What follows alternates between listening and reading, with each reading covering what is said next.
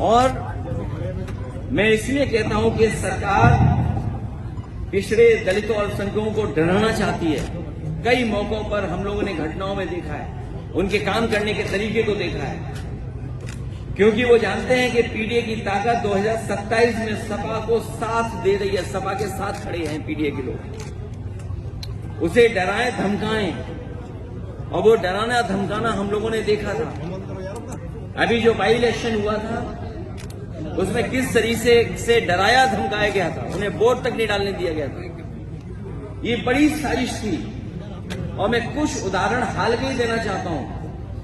मैं पुराने उदाहरण कोई नहीं देना चाहता हूं। किस तरीके के सरकार का व्यवहार है डराने का, मैं वही उदाहरण कुछ देना चाहता हूं। हालांकि कुछ बातें जो घटनाएं हैं उसमें कुछ मिलकर के कुछ और फैसले हुए हैं, लेकिन जो घटनाएं हम लोगों ने देखी और हाल में हुई हैं, इलाहाबाद में एक दलित को जला के मार दिया गया क्योंकि उसने जाति विशेष के लोगों के गेहूं काटने से मना कर दिया। क्या आज के आजाद भारत में, जहां बाबा साहब भीमराव अम्बेडकर जी का संविधान हो, वहां पर ऐसी घटनाएं होंगी कि अगर गेहूं के काटने के लिए मना कर दें तो उसकी जान ले लेंगे जला करके। कल आगरा में अभी कुछ दिन पहले और कई दिनों पहले, कई वर्षों पहले भी घटनाएं हुई। उन घटनाओं का मैं जिक्र नहीं करना चाहता हूं, कस्टोडियल डेथ की मैं जिक्र नहीं करना चाहता हूं, लेकिन कुछ दिन पहले आगरा में बारातियों और दूल्हे को घोड़ी से उतार के मारा क्योंकि वो बाबा साहेब अम्बेडकर जी का गाना बजा रहे थे।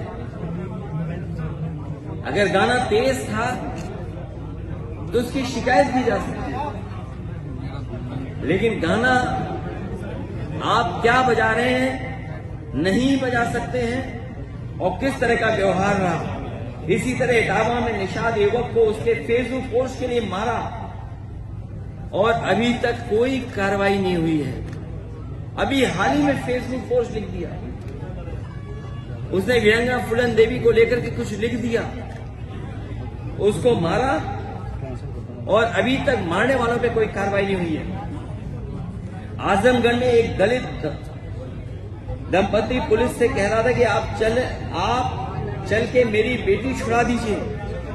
जाति विशेष के दबंगों ने उसे बंधक बना लिया, उसका रेप कर रहे थे।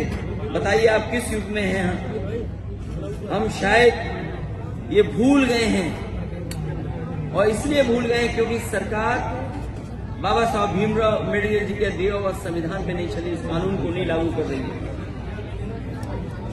जौनपुर में एक नफरती बाबा साहिब की शोभा यात्रा के दिन उनके झंडे को पैरों तले रौंद रहा था।